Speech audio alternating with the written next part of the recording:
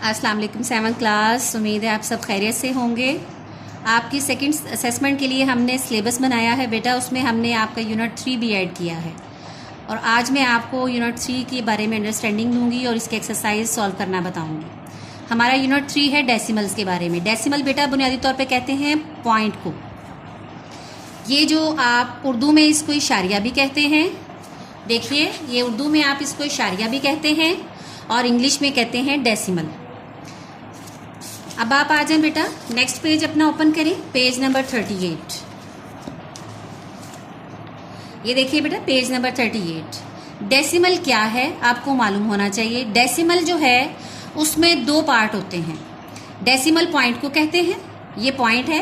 Point से देखें, इस साइड पे भी एक पार्ट है और दूसरा इस साइड पे है। जो पॉइंट से पहले पार्ट होता है वो आपका होल नंबर पार्ट कहलाता है, जो पॉइंट के बाद आता है वो आपका डेसिमल पार्ट कहलाता है।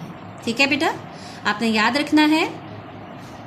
अब मैं आपको सिखाऊंगी कि आज आपने अपनी एक्सरसाइज नंबर 3.1 किस तरह से करनी है।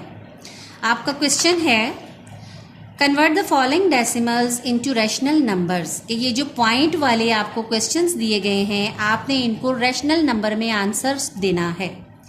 चलें बेटा, अपनी नोटबुक ओपन करें मेरे साथ, अपनी पेंसिल साथ लें। आपका पहला क्वेश्चन मैंने यहाँ लिख दिया है जो है 0.36। इसको पॉइंट भी पढ़ते हैं और डेसिमल भी पढ़ते हैं।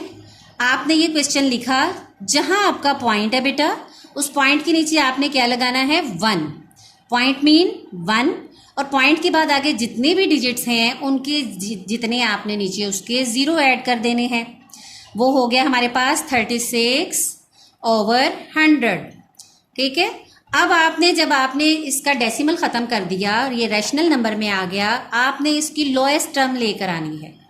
लोएस्ट टर्म कैसे लाएंगे, आपने देखना है कि ये किसी एक टेबल से दोनों कट हो रहे हों या डिवाइड हो रहे हों। मैंने ये डिजिट नीचे उतार ली 36/100, मैंने इसको 2 से कट किया। 2 1s are 2, 1 रिमेनिंग 16 बन गया, 2 8s are 16। ऊपर आ गया हमारे पास 18। अब 100 को 2 से कट किया, 2 5s are 10 एंड 0। ये फ्रैक्शन हमारे पास आ गई 18/50। मैं चाहती तो इसको यहीं आगे फिर दोबारा कर सकती थी, लेकिन आगे स्पेस ना होने की वजह से मैंने आपको सेकंड स्टेप में ले आई। मैंने लिखा 18/50। अब फिर मैंने इसको डिवाइड किया है 2 से। 18 को 2 से डिवाइड करें, 2 9s are 18, 2 2s are 4, 2 5s are 10। अब हमारे पास नया रैशनल नंबर आ गया बेटा 9/25। This is your answer. 0.36 decimal equal to 9/25। आपने अपनी पूरी एक्सरसाइज इसी मेथड के अकॉर्डिंग करनी है। यहाँ देखें, इस क्वेश्चन के साथ कोई साइन नहीं है। जहाँ कोई साइन नहीं होता उसका मतलब होता है प्लस। प्लस लिखा नहीं जाता शुरू में। अब आपका एक क्वेश्चन है आपकी एक्सरसाइज में, कुछ क्वेश्चन है जिनके साथ उन्होंने माइनस का साइन दिया है, जैसे 3 में, 9 में, 8 में और 4 में। इसका सोल्यूशन भी बेटा सेम है, सिर्फ आपने साथ माइनस लिखते जाना है। लेकिन आपकी सहूलत के लिए मैं एक क्वेश्चन फिर सॉल्व कर देती हूँ। मैंने क्वेश्चन नंबर 4 लिया, आपका पार्ट -6.08। वही पॉइंट के नीचे आ जाएगा 1 और आगे 2 डिजिट हैं और दो डिजिट की जगह आप लिख देंगे 0। ये आपके पास आ गया -608/100। अब मैंने इसे नीचे लिखा और मैंने एक टेबल यानी 2 के टेबल से इसको डिवाइड किया। 2 3s are 6, 0 का 0, 2 4s are 8।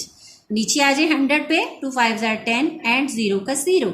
मेरे पास फ्रैक्शन आ गई 304 एंड 5050।